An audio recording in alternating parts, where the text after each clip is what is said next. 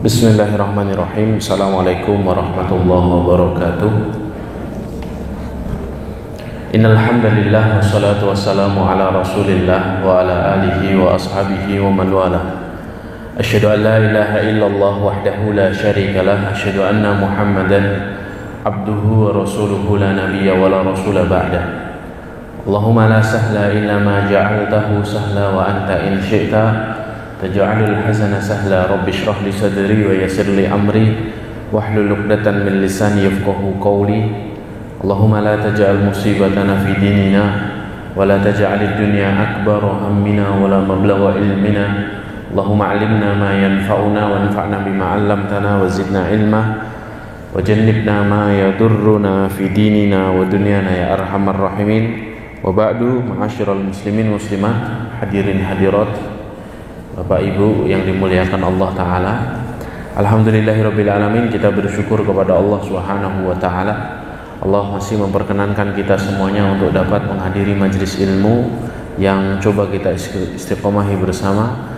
Kita memohon kepada Allah Subhanahu wa Ta'ala, semoga Allah Subhanahu wa Ta'ala melimpahkan pertolongannya, melimpahkan petunjuknya untuk kita, sehingga kita dapat memahami ilmu yang Allah tambahkan kepada kita hari ini. Rabbi zidna ilma warzuqna fahma. Salawat beriringkan salam semoga senantiasa tercurah limpahkan untuk Nabiullah Muhammad sallallahu alaihi wasallam, para sahabat, para tabi'in, para tabi'ut tabi'in, dan orang-orang yang senantiasa istiqamah di atas jalan kebenaran. Ma'asyiral muslimin muslimat azzakumullah, kita akan masuk pada bagian ke-6 dari pembahasan tentang interaksi Rasulullah Sallallahu Alaihi Wasallam terhadap orang-orang atau pihak-pihak yang ada di sekitarnya, terutama kelompok-kelompok sosial tertentu.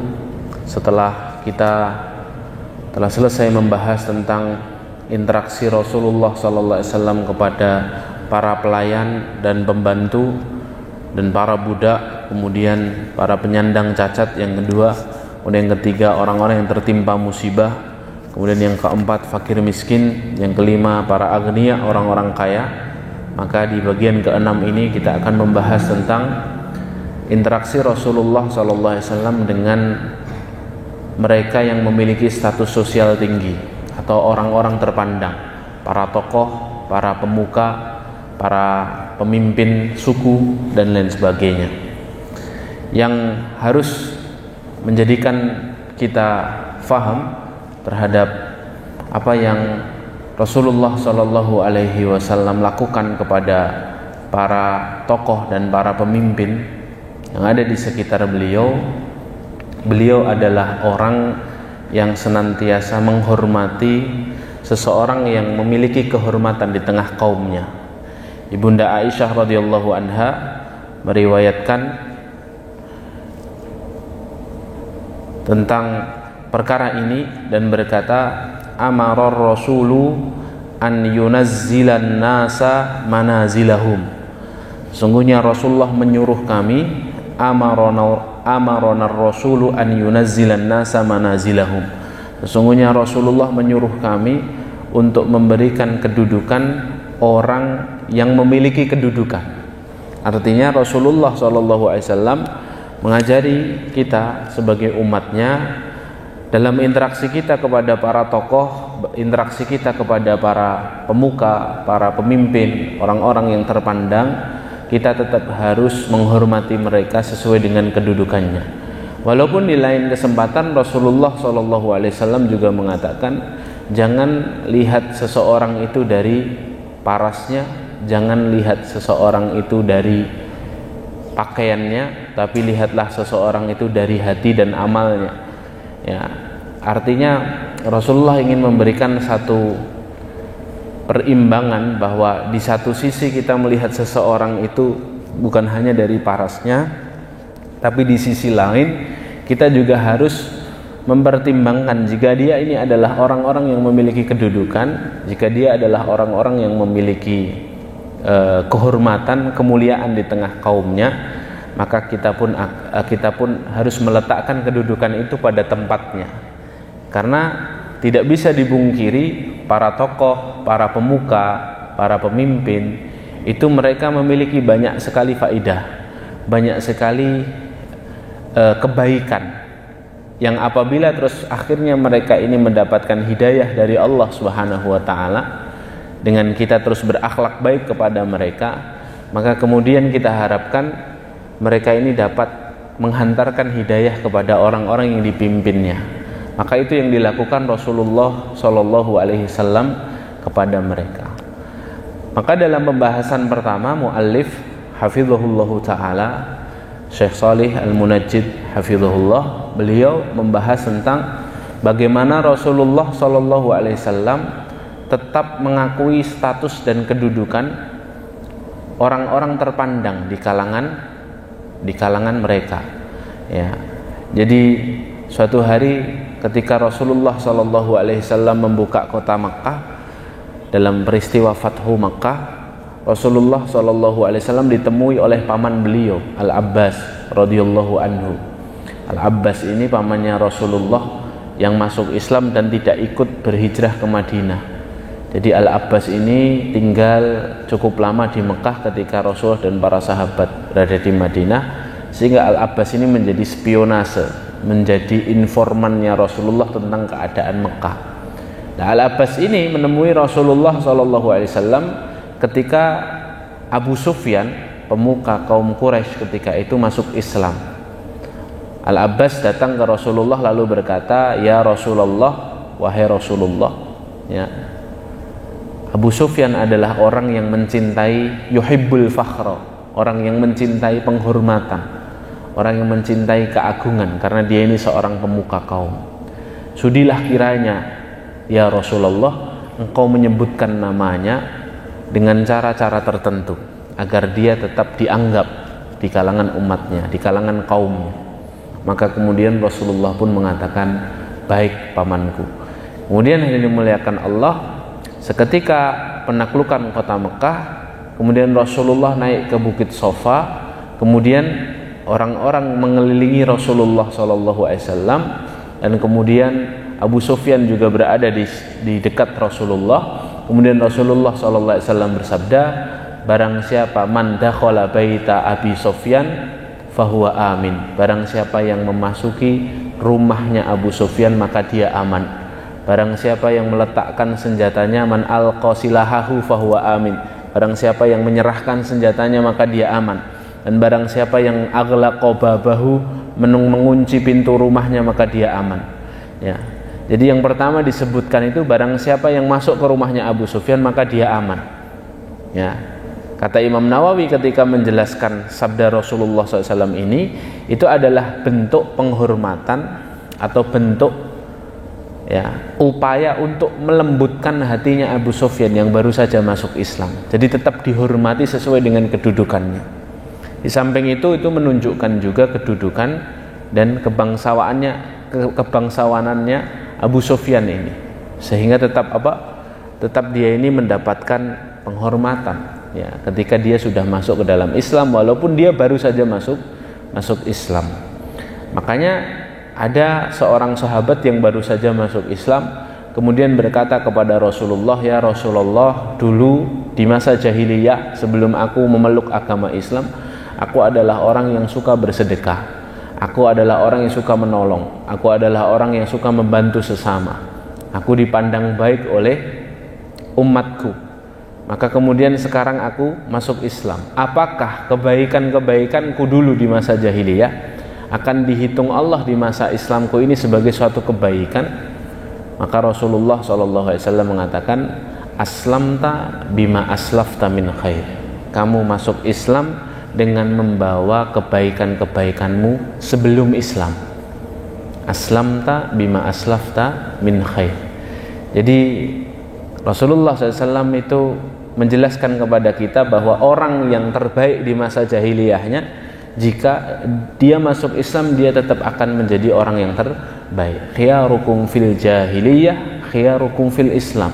Orang terbaik di antara kalian di masa jahiliyahnya tetap akan menjadi orang terbaik di masa keislamannya. Karena Rasulullah SAW lah yang terus akhirnya memberikan kedudukan untuk orang-orang seperti ini. Kemudian hadirin dimuliakan Allah, ya, bahkan Rasulullah SAW suatu hari pernah, ya, duduk bersama para sahabat. Kemudian datanglah seorang sahabat mulia bernama Sa'ad bin Mu'adz. Sa'ad bin Mu'adz ini seorang pemuka kaum, ya. Kalau Sa'ad bin Ubadah itu pemuka kaum Khazraj, ya, satu kaum atau satu suku besar di Madinah. Kalau Sa'ad bin Mu'adz ini pemuka kaum Aus, ya.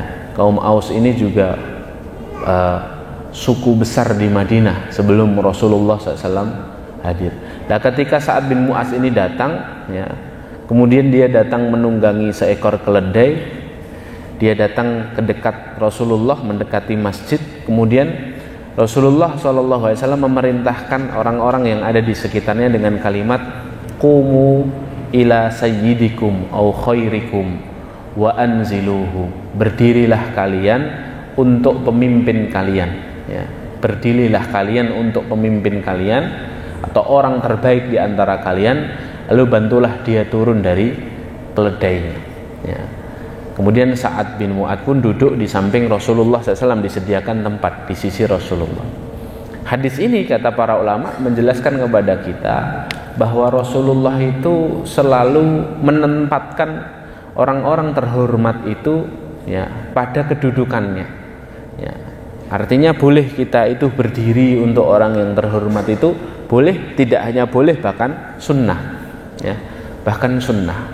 Jadi para ulama merinci ada 3 kondisi ketika orang itu datang, ya, kita boleh berdiri atau tidak.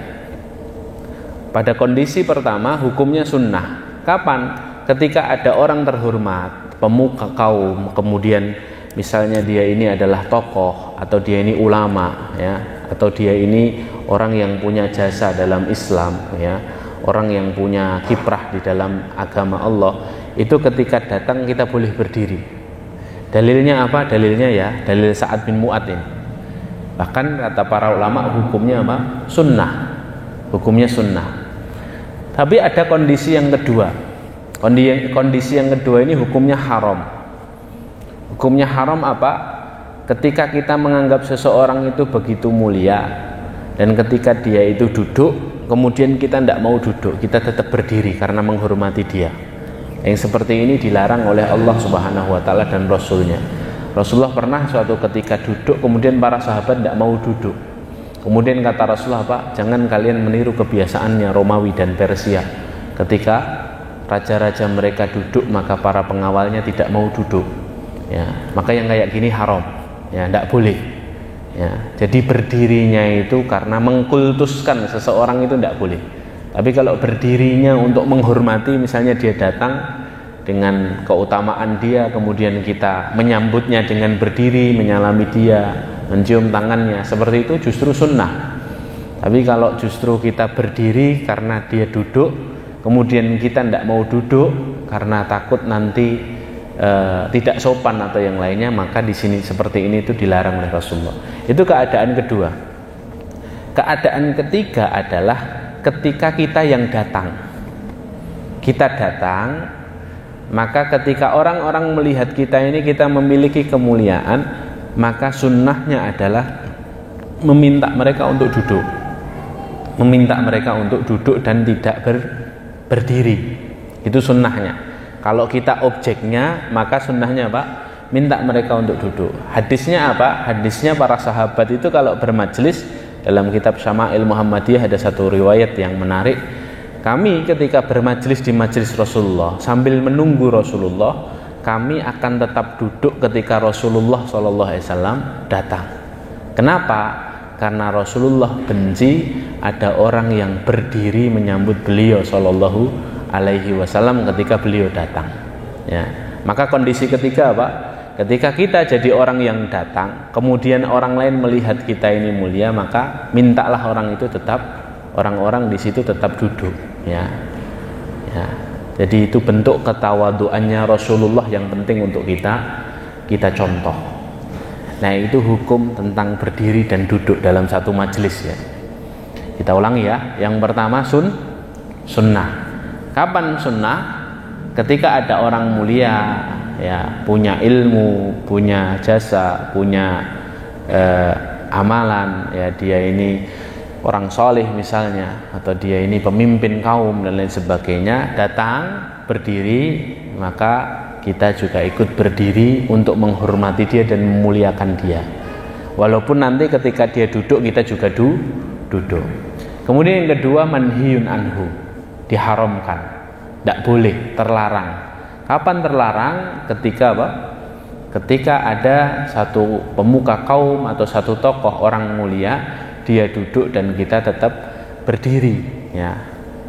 Kita tetap berdiri. Karena yang seperti ini berlebihan, kata para ulama, dan Rasulullah melarang. Kemudian yang ketiga, kalau kondisinya adalah kita yang datang, maka kalau kita yang datang, maka disunnahkan meminta orang-orang untuk duduk, jangan berdiri, sebagai bentuk ketawaduan kita kepada sesama. Nah, ini hari memuliakan Allah. Nah, hadis tadi secara umum menjelaskan kepada kita bahwa Rasulullah itu senantiasa mengakui kedudukan dan status orang-orang mulia di sekitar beliau sallallahu alaihi wasallam. Kemudian muallif hafizahullah taala juga menjelaskan kepada kita bahwa Rasulullah itu juga seorang yang gemar menyeru orang-orang penting atau para tokoh yang ada di sekitarnya itu. Rasulullah gemar menyeru kepada dakwah, menyeru kepada Allah Subhanahu wa taala, gemar mendakwahi mereka, ya. Sebut saja ada seorang bernama Al-Walid bin Mughirah. Al-Walid bin Al-Mughirah itu ayahnya Khalid bin Walid, tokoh besar di kalangan orang-orang Quraisy. Kemudian Rasulullah itu awal-awal dakwah pingin agar Al-Walid bin Mughirah ini masuk Islam, ya. Akhirnya Rasulullah mengadakan semacam lobi-lobi dakwah kepada Al-Walid bin Mughirah, ya, salah seorang pemimpin Quraisy ketika itu. Ketika Rasulullah sibuk dengan Al-Walid bin Mughirah, datanglah seorang sahabat yang diberikan keistimewaan oleh Allah, tidak bisa melihat, seorang sahabat yang buta bernama Abdullah bin Umi Maktum. Kemudian Abdullah bin Umi Maktum mendekat kepada Rasulullah, bertanya tentang suatu hal. Kemudian Rasulullah SAW justru berpaling dari Abdullah bin Umi Maktum, ya. Sampai akhirnya Abdullah bin Umi Maktum merasa mengganggu Rasulullah SAW. Kemudian Abdullah bin Umi Maktum menghadap ke Rasulullah dan berkata, "Ya Rasulullah, apakah ada yang salah dari ucapan saya sehingga engkau mengabaikan dan berpaling dari saya?" Maka semenjak itulah terus akhirnya turun surah Abbasa. Surah Abbasa. Abbasa itu artinya bermuka masam. Allah berfirman, "Abasa wa tawalla an ja'ahul a'ma wa ma yudrika la'allahu yazakka aw yadhakkaru fatanfa'ahu dzikra." Abasa wa tawalla, ya. Ia bermuka masam dan berpaling, kata Allah. An ja'ahul a'ma, ketika seorang buta telah datang kepadanya, yaitu Abdullah bin Umi Maktum, ya. Wa ma yudrika la'allahu yazakka, dan tahukah engkau Muhammad, barangkali dia ingin mensucikan dirinya dari dosa. Dia bertanya tentang sesuatu. Au yadzakkaru fatanfa'ahu dzikra, atau dia ingin mendapatkan pengajaran, mendapatkan ilmu kepadamu, ya, mendapatkan ilmu darimu yang kemudian memberi manfaat kepadanya, ya. Nah, hadirin dimuliakan Allah, ayat ini, rangkaian ayat dalam surat Abbasa itu menegur Rasulullah Shallallahu Alaihi Wasallam tentang sikap Rasulullah kepada seorang Muslim, sudah Muslimin, dan beliau ini memiliki kekurangan buta, ya. Makanya Islam itu agama yang sangat memuliakan dan sangat menghormati kaum disability.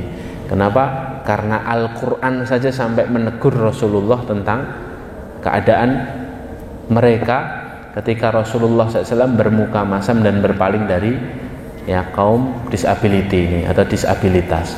Nah ini hari dimuliakan Allah ya. Kemudian akhirnya Rasulullah mendapatkan teguran tersebut ya. Ini menunjukkan bahwa satu sisi ya, ada banyak hikmah dari kisah ini ya. Satu sisi Rasulullah itu memang ya senantiasa gemar mendakwahi para tokoh. Karena memang mendakwahi para tokoh, mendakwahi para pemuka, mendakwahi pemimpin, mendakwahi para influencer itu ya manfaatnya banyak untuk umat ini.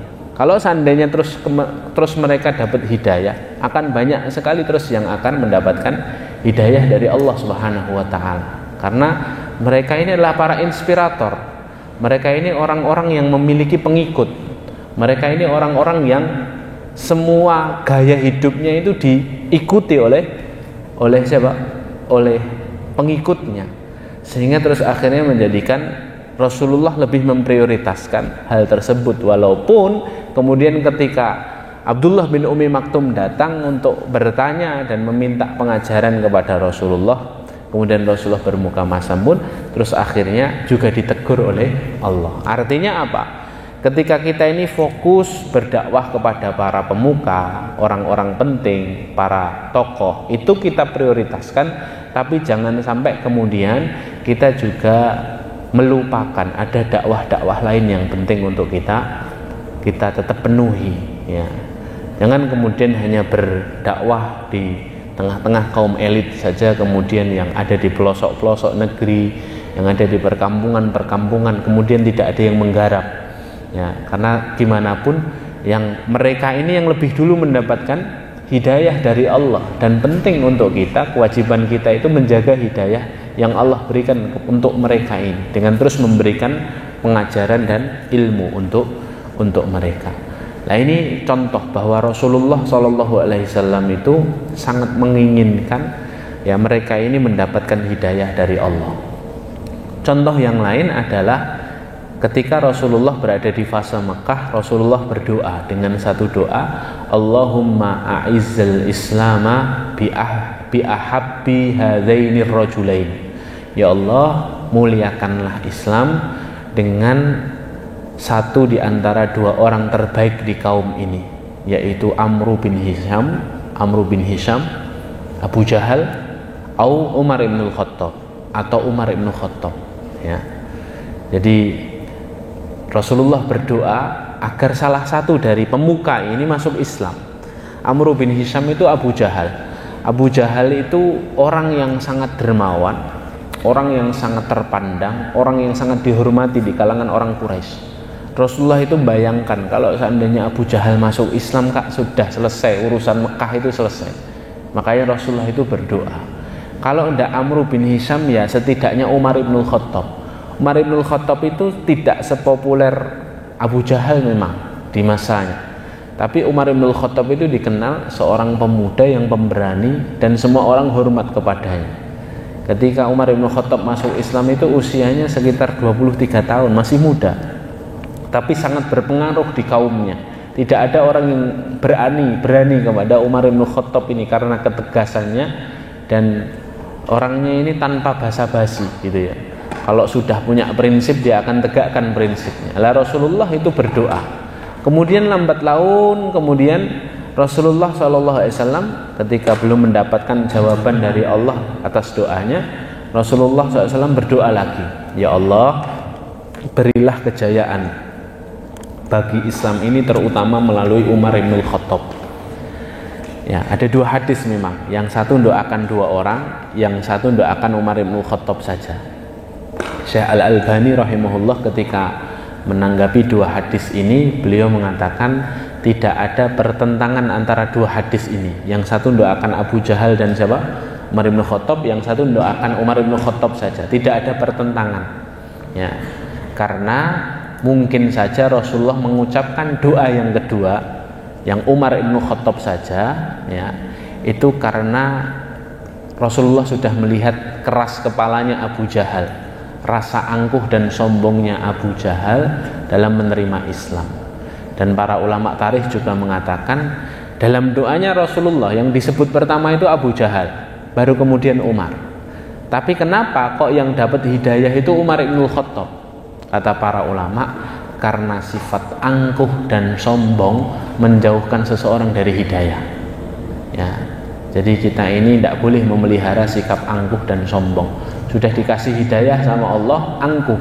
Sudah dikasih petunjuk sama Allah, sombong. Itu bisa menjauhkan dari hidayah, sebagaimana kemudian akhirnya Allah Subhanahu wa taala lebih memilih sahabat Umar bin Khattab dibandingkan sahabat Abu Jahal. Abu Jahal bukan sahabat ya. Lebih memilih sahabat Umar bin Khattab dibandingkan Abu Jahal ya. Dibandingkan Abu Jahal, karena Abu Jahal itu ada keangkuhan dan ada kesombongan, ada keras kepala dalam dirinya, ada kegigihan untuk menentang Rasulullah Shallallahu Alaihi Wasallam. Nah, ini contohnya. Contoh yang lain, yang ketiga, ya, di mana Rasulullah Shallallahu Alaihi Wasallam itu senantiasa gemar mendakwahi para tokoh itu adalah ketika Rasulullah dakwahnya sudah stuck di Mekah, kemudian Rasulullah mencoba lahan dakwah baru di Taif. Ketika sampai Taif, ya, Rasulullah Shallallahu Alaihi Wasallam, siapa dulu yang didatangi? Yang didatangi bukan rakyat jelata. Yang didatangi oleh Rasulullah Shallallahu Alaihi Wasallam ketika sampai di Taif itu siapa? Para pemuka Taif terlebih dahulu. Ya. Didatangi dulu para pemukanya. Ya. Wali kotanya lah didatangi. Ya. Kemudian Rasulullah mendatangi yang ternyata pemuka kaum Taif atau pemuka kota Taif di situ adalah 3 orang bersaudara. Yang pertama namanya Abdu Yalail bin Amr, yang kedua namanya Mas'ud bin Amr, yang ketiga namanya Abu Kilal bin Amr. Kepada mereka bertiga kemudian Rasulullah menawarkan Islam. Ya, sesungguhnya aku datang kemari untuk menghantarkan petunjuk untuk kalian. Ya, berjalan di atas jalan yang lurus, jalan yang Allah turunkan ya kepada kita hamba-hambanya. Didakwahi ini orangnya, ya 3 orang ini, kemudian 3-tiganya menolak. Ya. Yang pertama Abdu Yalail bin Amr berkata, wahai Muhammad, sesungguhnya ya kamu ini tidak pantas menjadi seorang Rasul. Kalau pantas-pantasan jadi Rasul, aku lebih pantas jadi Rasul daripada kamu. Pulanglah, kamu tidak diterima di sini. Kemudian yang kedua Mas'ud bin Amr berkata, Muhammad, sungguh kalau kamu benar seorang Rasul, sungguh tirai Ka'bah akan robek karena kedustaanmu ini. Pulanglah, ya, pergilah dari sini.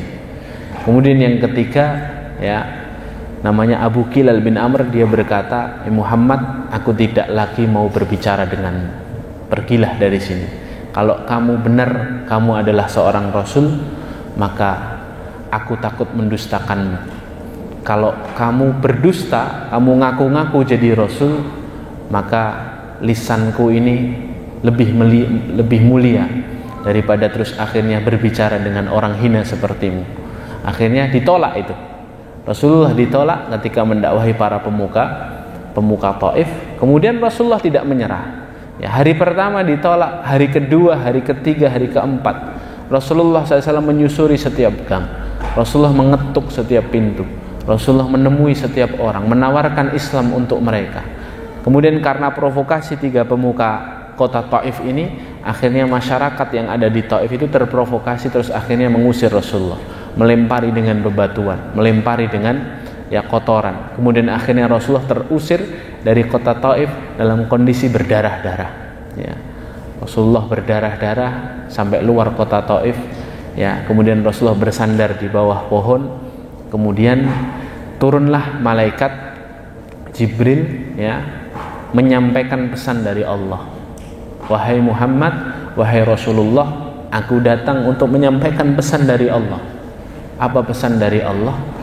Sungguh Allah sangat murka kalau sampai ada darah yang menetes dari tubuhmu menyentuh buminya Allah. Allah akan murka kepada mereka, dan Allah telah memerintahkan 2 malaikat penjaga gunung Akhsyabain, 2 gunung yang ada di atas kota Taif ini, untuk terus akhirnya mereka menimpakan 2 gunung itu kepada penduduk Taif. Kemudian Rasulullah SAW bersegera untuk menengadah tetesan darah beliau. Beliau khawatir Allah murka dengan tetesan darah yang menyentuh buminya Allah. Kemudian sampai akhirnya Rasulullah SAW berkata kepada Jibril, ya Jibril, ya, inni ub'atsu rahmatan la mu'adzabah.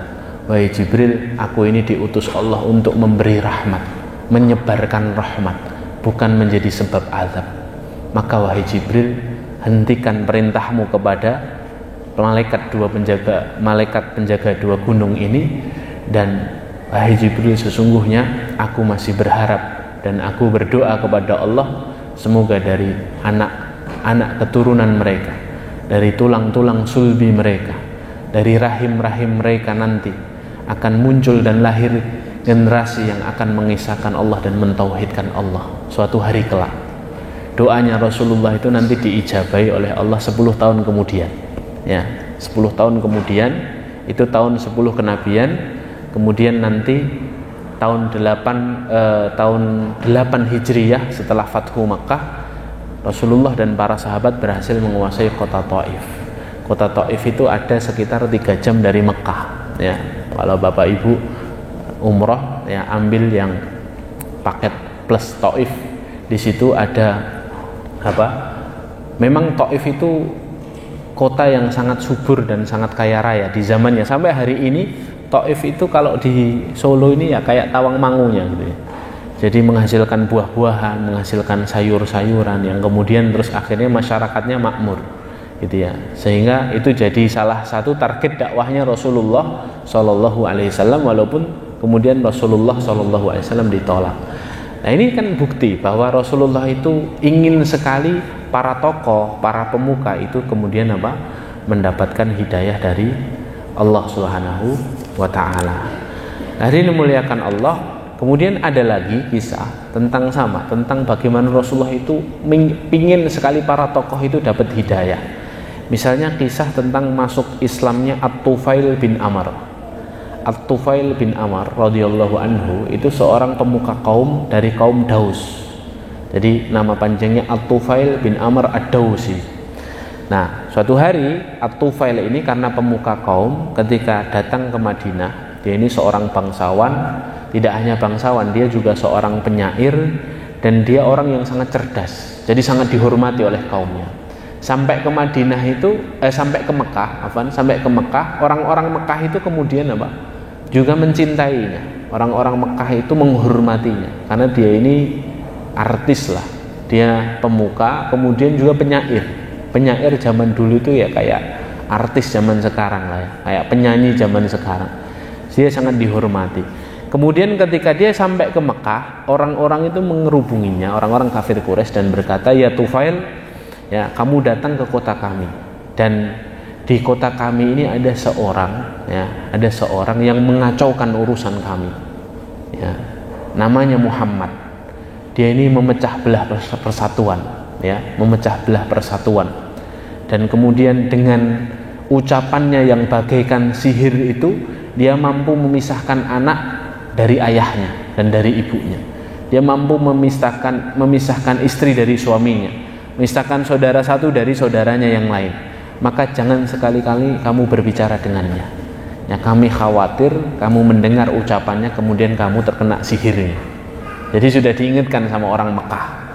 Karena orang-orang Mekah itu bilang seperti ini karena sadar betul bahwa kalimat-kalimat yang terucap dari lisannya Rasulullah itu kalimat-kalimat yang sangat indah. Syair di zaman itu tidak mampu mengalahkannya. Makanya mereka itu jagain dulu Tufail bin Amr ini agar jangan sampai tertarik sama Nabi Muhammad. Kemudian setiap kali, kata Tufail, setiap kali aku terus-menerus bertemu dengan orang-orang Mekah, mereka selalu dan terus-menerus memperingatkan, hati-hati loh, kamu nanti kalau ketemu orang ini sumpel itu, ya, telingamu jangan sampai kamu dengar ucapannya. Bahkan kata Tufail aku bahkan menyumpalkan kapas di telingaku karena khawatir akan mendengarkan secara tidak sengaja ucapan Muhammad, orang ini. Ya. Kemudian akhirnya dimuliakan Allah, Tufail ini pergi ke Masjidil Haram, ke area Ka'bah. Kemudian secara tidak sengaja aku mendapati Rasulullah sedang sholat di depan Ka'bah. Ya. Kemudian aku pun mendengarkan sebagian isi ceramahnya kepada sedikit sahabat. Ya. Jadi ini berarti fasenya sudah ketika Hamzah masuk Islam, Umar masuk Islam, sehingga Rasulullah dakwah di mana? di sekitaran Ka'bah itu sudah ada yang menjamin gitu ya. Nah, kemudian hadirin dimuliakan Allah, setelah aku mendengarkan beberapa potong ucapannya, ya, aku menyimpulkan perkataannya itu adalah perkataan-perkataan yang indah dan bagus. Dalam hatiku, kata Tufail bin Amr ini, dalam hatiku aku bergumam, sungguh semoga ibuku tidak kehilangan diriku. Ya, demi Allah, aku ini adalah orang yang cerdas, aku adalah seorang penyair yang terkenal. Ya, dan aku bisa membedakan mana ucapan yang bagus dan mana ucapan yang jelek.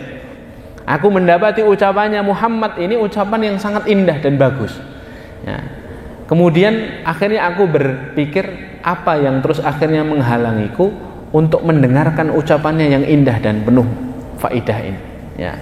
Kenapa aku harus dengar orang-orang? Kenapa aku tidak dengar saja langsung? Kemudian akhirnya dimuliakan Allah.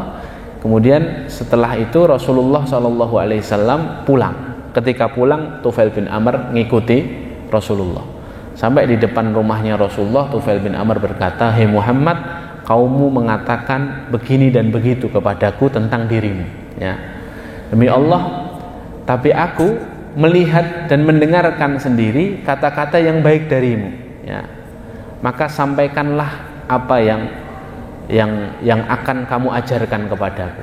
Ya, aku ingin mendengarkan, ya, pengajaran darimu." Kemudian Rasulullah SAW menerangkan Islam kepadaku, kata Tufail. Setelah Rasulullah menerangkan Islam, Rasulullah membacakan ayat Al-Quran. Ya, kemudian Tufail bin Amr mengatakan, "Demi Allah, aku belum pernah mendengar segala sesuatu yang lebih indah daripada yang dikatakan oleh Rasulullah." Kemudian hadirin dimuliakan Allah, akhirnya Tufail bin Amr masuk Islam. Ketika masuk Islam, dia pulang ke kaumnya. Kemudian menyeru kepada kaumnya. Ya, jadi ada itu di antara para sahabat itu yang pemuka kaum. Misalnya Abu Dzar Al-Ghifari. Abu Dzar Al-Ghifari itu pemuka kaum Ghifar. Ghifar itu suku yang terkenal sangat begal lah. Ya, istilahnya suka ngerampok barang orang, Ghifar itu. Tapi ketika Abu Dzar masuk Islam, pulang ke kaumnya semuanya masuk Islam. Ya, karena pengaruh ketokohan Abu Dzar ini, Jundub bin Junadah. Tapi kalau Tufail ini beda. Tufail ini masuk Islam, pulang ke kaumnya, sampai di kaumnya nggak ada yang mau masuk Islam. Ya, ditolak Tufail ini. Padahal pemuka kaum. Ya. Kemudian kata Tufail bercerita, aku kemudian datang menyeru kepada kaumku untuk masuk Islam, tapi mereka menolak. Ya, maka aku bertemu Rasulullah SAW di Mekah dan berkata, "Ya Rasulullah, ya Nabi Allah, sungguh kebiasaan zina telah membuatku tidak berdaya dalam mengambil hati kabilah Daus atau hati suku Daus. Kebiasaan zina pada kaumku itu membuatku tidak berdaya mengingatkan mereka, karena mereka ini sudah terlalu kelam dalam kemaksiatan." Gitu ya. Kemudian apa komentar Rasulullah ini? Komentar yang sangat indah, Masya Allah. Rasulullah mendapatkan keterangan dari Tufail bin Amr itu, terus Rasulullah mengatakan, "Allahumma ja'al lahum ayah. Allahumma ja'al lahum ayah." Ya Allah, ya, bimbinglah mereka. Ya Allah, bimbinglah mereka dengan petunjuk, ayat, petunjuk. Ya. Ya Allah, bimbing mereka dengan petunjuk-Mu. Ya. Jadi Rasulullah menanggapinya dengan kelemah lembutan seperti itu, justru mendoakan mereka. Ya. Jadi ini bedanya Rasulullah dengan orang biasa, ya. Ya, orang biasa melihat satu kaum yang melakukan maksiat, kemudian mencari sebab, oh ini dia tidak dapat hidayah itu karena sebab maksiatnya. Tapi kalau Rasulullah justru apa? Sebab dia mendapat hidayah itu, ya memang benar kemaksiatan itu sebab penghalang dari hidayah. Tapi Rasulullah daripada ngurus itu, Rasulullah SAW lebih senang mendoakan mereka, karena sebab utama hidayah itu apa? Ya Allah Subhanahu wa Ta'ala yang memberikan hidayah. Ya. Makanya hadirin dimuliakan Allah, kadang-kadang kita ini kalau melihat para ahlul fujur, ahli maksiat, ya, orang-orang yang gemar melakukan dosa itu, jangan kemudian terus akhirnya kita membenci saja. Kadang-kadang mungkin mereka belum dapat hidayah itu karena ada hak yang belum kita penuhi. Apa hak yang belum kita penuhi? Kita lupa mendoakan mereka, kita lupa beramar ma'ruf, menasihati mereka. Mungkin mereka memang belum terketuk itu karena kita lupa mendoakan mereka. Maka doakan sebagaimana Rasulullah SAW kemudian mendoakan suku Daus ini, ya. Makanya ketika kita melihat ada pelaku maksiat, jangan benci orangnya, tapi benci perbuatannya saja. Kalau kita benci orangnya, kita akan terhalangi untuk mendoakannya, ya. Kita akan hilang pandangan kasih sayangnya kepada mereka, ya. Benci maksiatnya, jangan benci pelakunya, ya. Karena mereka ini walaupun pelaku maksiat punya kesempatan untuk menjadi baik, ya. Yang salah itu bisa jadi soleh, yang soleh itu bisa melakukan kesalahan, ya. Yang salah bisa soleh, yang soleh bisa salah, ya. Makanya yang harus difahami oleh kita ini, ketika melihat pelaku maksiat itu, pandanglah dengan pandangan kasih sayang, ya. Pandanglah dengan pandangan mendoakan. Kadang-kadang kita ini lihat orang-orang yang membenci Islam itu, kita lupa mendoakan. Padahal bisa jadi dengan doa kita itu mereka dapat hidayah, ya. Mereka dapat hidayah. Ya, saya sering katakan kalau kita ini sedang naik motor itu, motor kita ini kan Honda bikinan Jepang, Yamaha Jepang. Kita kadang-kadang lupa doakan orang Jepang, Bu, ya sekali-kali sambil ngancepin kunci di motor itu sambil doakan, Allahumma hdihim, ya Allah, beri hidayah orang-orang Jepang, ya Allah. Lihat HP buatan Korea, doakan Allahumma hdihim, ya Allah, beri hidayah orang-orang Korea, ya Allah. Ya, lihat mesin cuci Cina, ya, doakan orang-orang Cina, ya. Mungkin kita lupa mendoakan mereka, sehingga mereka itu belum melihat dengan pandangan hikmah, melihat kita itu belum melihat dengan pandangan petunjuk, ya. Nah, maka ada haknya sebenarnya ketika kita melihat ahlul maksiat, orang-orang yang melakukan dosa, ya, kita ini boleh membencinya, tapi membenci perbuatannya, agar kita kemudian tidak ikut-ikutan melakukan, dan orang-orang di sekitarnya tidak mengikuti dia. Tapi untuk orangnya kita harus mencintainya, apalagi dia seorang muslim. Wong Rasulullah saja mendakwahi para tokoh, para raja yang belum muslim, mengharapkan mereka bisa masuk Islam. Apalagi mereka ini muslim yang mungkin imannya sedang lemah sehingga terus melakukan kemaksiatan, ya. Nah, ini harus dicontoh. Kemudian hari dimuliakan Allah, setelah beberapa tahun, kata Tufail bin Amr, ya, aku sedang berada di kampung kabilah Daus ketika Rasulullah berhijrah ke Madinah. Kemudian terjadi perang Badar, Uhud, Khandaq pun berlalu, sekitar 5 Hijriah, ya. Sekitar 5 Hijriah. Jadi dari hampir hijrah, Tufail sudah masuk Islam, kemudian sampai tahun 5 Hijriah. Kemudian aku menghadap Rasulullah bersama orang-orang dari kaumku, ya, sekitar 70 sampai 80 keluarga, ya, yang kemudian akhirnya mereka, ya, mendapat hidayah dari Allah SWT, masuk Islam. Jadi ada orang itu yang ketika didakwahi sekali dua kali mungkin belum ngefek, hadir, ya, karena tadi mungkin ada hak doa yang seharusnya kita kirimkan untuk mereka belum kita penuhi. Nah, ini nyatanya, ya, kabilah Daus ini sekitar 5 tahun saja, kurun waktu 5 sampai 6 tahun, kemudian mereka mendapatkan hidayah. Karena apa? Karena Rasulullah SAW tidak lupa mendoakan mereka, ya, dan semuanya sudah memeluk Islam, kata beliau, Tufail bin Amr radhiyallahu anhu. Kemudian di antara yang lain, yang kelima, Rasulullah juga menyeru para raja agar masuk Islam, ya. Syekh Sofi Rahman Al-Mubarakfuri dalam kitabnya Ar-Rahiqul Maktum, beliau mengatakan Rasulullah itu menyeru para raja, ya, itu agar mereka menerima Islam dan rakyatnya juga masuk Islam, ya. Makanya setelah Rasulullah SAW dakwahnya berhasil di Madinah, apa yang dilakukan Rasulullah? Rasulullah ngutus para sahabat untuk mengirimkan surat kepada raja untuk kemudian akhirnya isi suratnya itu, ya, isi suratnya disebutkan di dalam kitab Al-Bukhari dan Muslim. Bismillahirrahmanirrahim, dengan nama Allah yang Maha Pengasih Maha Penyayang. Min Muhammad Rasulullah, min Muhammad Rasulillah, dari Muhammad Rasulullah kepada Heraklius, ya, Kaisar Romawi. Kedamaian dilimpahkan kepada mereka yang mengikuti petunjuk. Amma ba'du, selanjutnya saya mengajak Anda menerima Islam. Terimalah Islam dan Anda akan selamat. Allah akan menganugerahi Anda pahala 2 kali lipat. Tetapi bila Anda berpaling, Anda harus menanggung dosa rakyat Anda. Disampaikan dakwah itu melalui para sahabat. Ke Heraklius melalui sahabat Dihyah bin Khalifah. Ke Heraklius itu Kaisar Romawi, ya. Kemudian ke Kisra melalui sahabat Abdullah bin Hudzafah. Abdullah bin Hudzafah As-Sahmi ini seorang sahabat yang sangat mulia, karena beliau ini pernah mengantarkan surat ke Persia dan ke Romawi.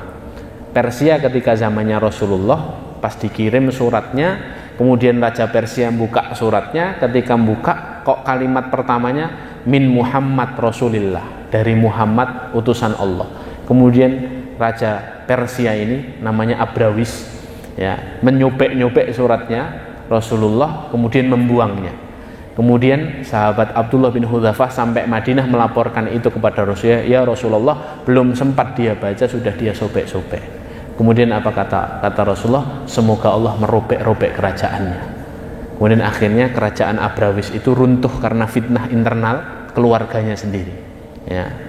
Nah, Abdullah bin Hudzafah ini nanti di zamannya Umar bin Khattab itu juga diutus untuk ngirim surat ke Romawi, ya, ke salah satu kekaisaran Romawi namanya Kaisariyah di daerah Palestina, ya, untuk nyampaikan surat bahwa Umar bin Khattab, ya, akan datang ke Baitul Maqdis, ya, dalam rangka pembebasan Baitul Maqdis ketika itu. Kemudian Abdullah bin Hudzafah ini ketika ingin mengantarkan surat, tapi ternyata yang terjadi malah peperangan. Sebagian riwayat mengatakan ini perang, memang dari awalnya perang. Kemudian Abdullah bin Hudzafah ini ditawan, ya, dia jadi pimpinan pasukan, kemudian ditawan. Ketika ditawan oleh salah seorang raja Romawi, kemudian Abdullah bin Hudzafah ini dites, ya, aku mau ngetes ini, ya, pemimpinnya kaum muslimin ini kayak apa kualitasnya. Kemudian akhirnya dia ini dipenjara 3 hari, ya, 3 malam tidak dikasih makan, Abdullah bin Hudzafah ini. Kemudian setelah 3 hari 3 malam si raja Romawi ini datang, kemudian berkata kepada siapa? Abdullah bin Hudzafah, wahai fulan, apa kamu tidak merasa lapar? Ini aku kasih makanan, dikasih daging babi sama khamar, ya. Kemudian Abdullah bin Hudzafah, lebih baik aku mati kelaparan daripada masuk makanan haram ke dalam tubuh. Wah, tes pertama lulus ini, ya, berarti ini memang pemimpin hebat ini. Kemudian kata Raja Romawi, siapkan tungku yang besar, ya, didihkan airnya, ya, kita masukkan orang ini ke dalam tungku yang mendidih ini, ya. Kemudian akhirnya sebenarnya disiapkan tungku mendidih airnya. Kemudian Abdullah bin Hudzafah diletakkan di samping tungku itu, mau dicemplungkan, mau diceburkan. Kemudian raja ini ketika melihat, wahai Abdullah bin Hudzafah, ya, berpalinglah dari agama Muhammad, maka kamu akan selamat. Ketika sudah di samping tungku itu, Abdullah bin Hudzafah nangis, ya. Ketika sudah kelihatan nangis, Raja Romawi ini merasa berhasil. Berhasil ini berarti dia sudah takut. Kemudian diturunkan. Ya, kenapa kamu menangis? Aku menangis karena menyesal. Menyesal kenapa? Sudah senang gitu, ya.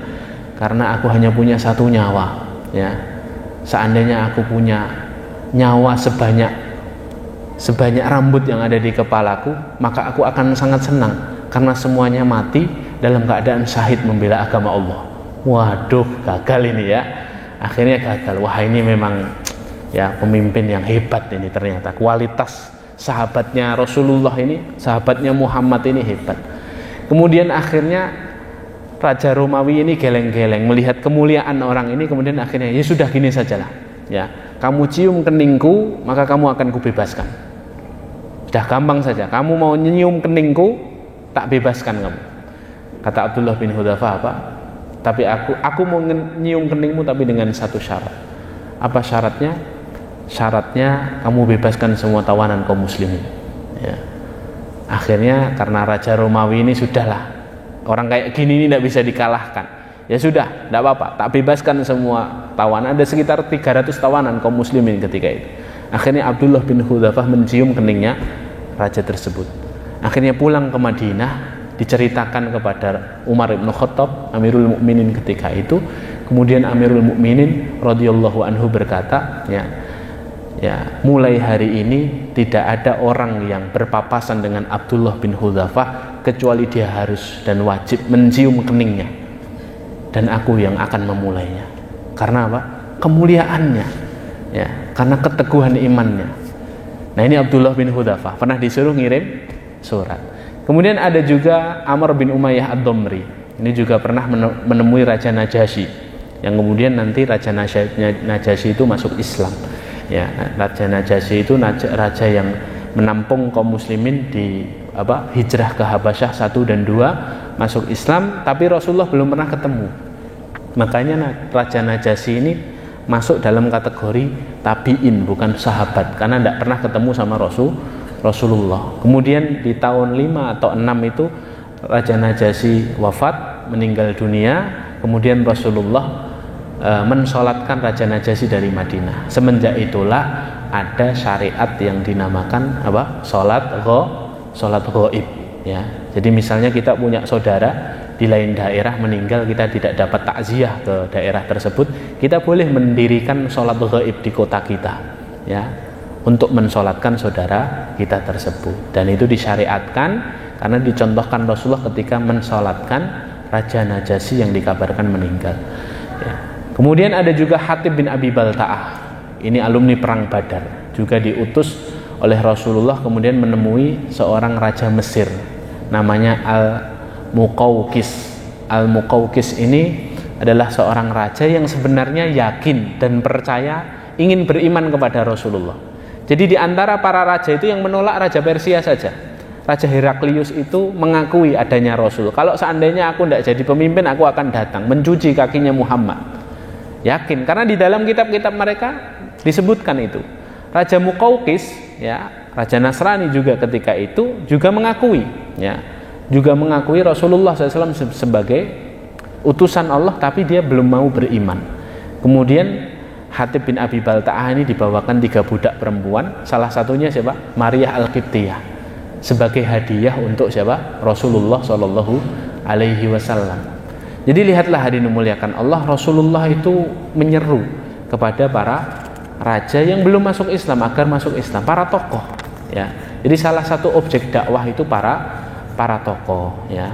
Salah satu objek dakwah itu para tokoh, ya. Kemudian di antara yang dilakukan Rasulullah kepada para tokoh dan para pemuka itu, Rasulullah itu sangat menghormati mereka dan memerintahkan para sahabat menghormati mereka. Ada seorang tokoh di kalangan sahabat namanya Jarir bin Abdullah Al-Bajali. Masuk Islamnya itu tidak lebih dulu daripada sahabat-sahabat senior. Tapi ketika dia datang ke majelisnya Rasulullah, Rasulullah itu melepas ridak beliau, sorban, selendang beliau, kemudian dibentangkan di samping beliau, kemudian Jarir dipanggil untuk duduk di samping beliau.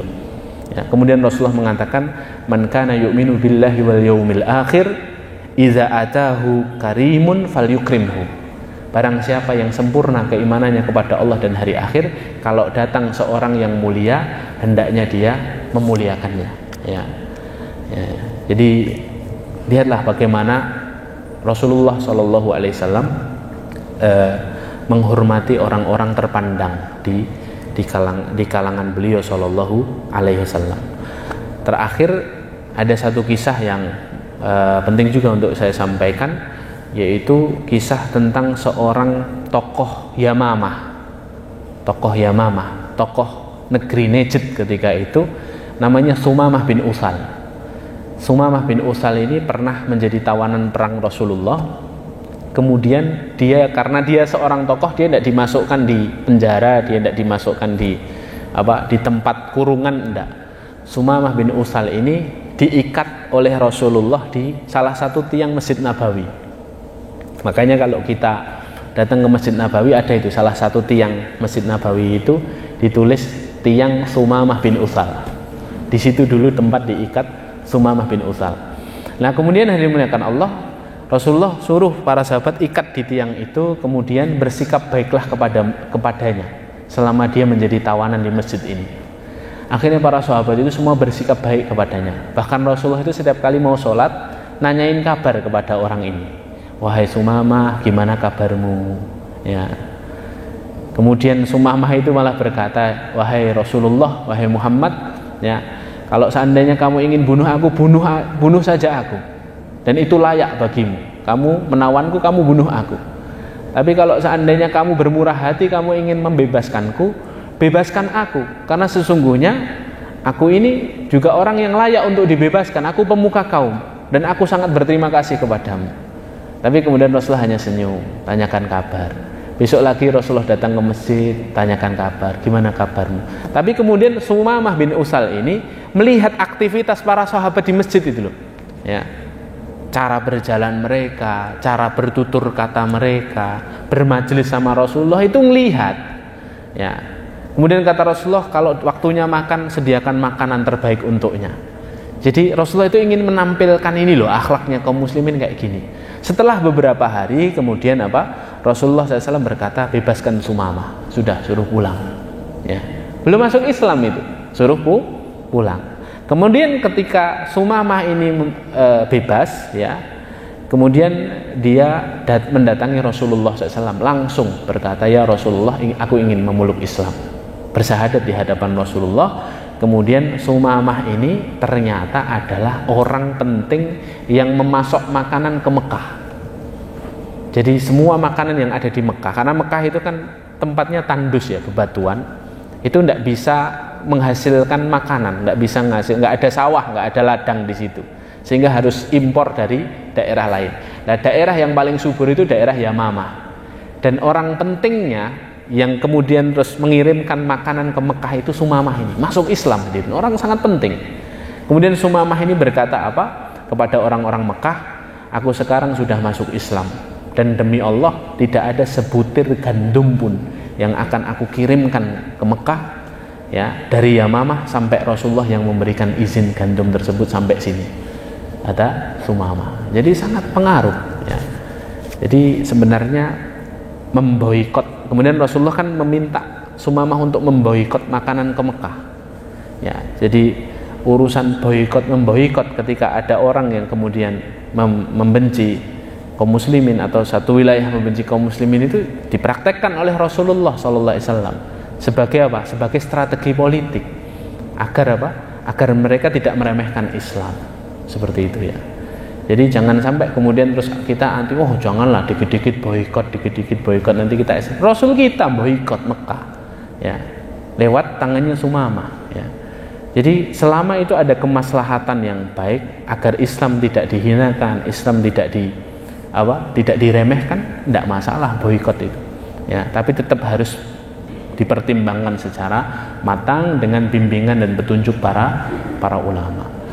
Begitu hadirin dimuliakan Allah, ini beberapa hal yang dapat kita pelajari dari bagaimana interaksi Rasulullah kepada orang-orang penting di zaman beliau Shallallahu Alaihi Wasallam, para tokoh, para pemuka.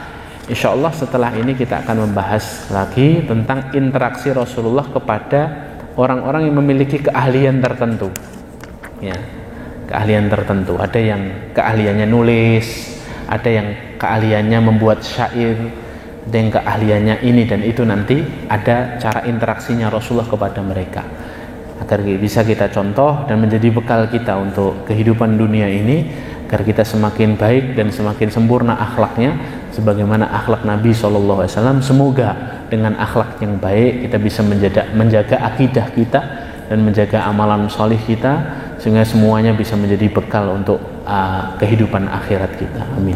Mari kita akhiri dengan bacaan kafaratul majlis. Subhanakallahumma wa bihamdika asyhadu an la ilaha illa anta astaghfiruka wa atubu ilaik. Akhiru da'wana alhamdulillahi rabbil alamin. Wassalamualaikum warahmatullahi wabarakatuh.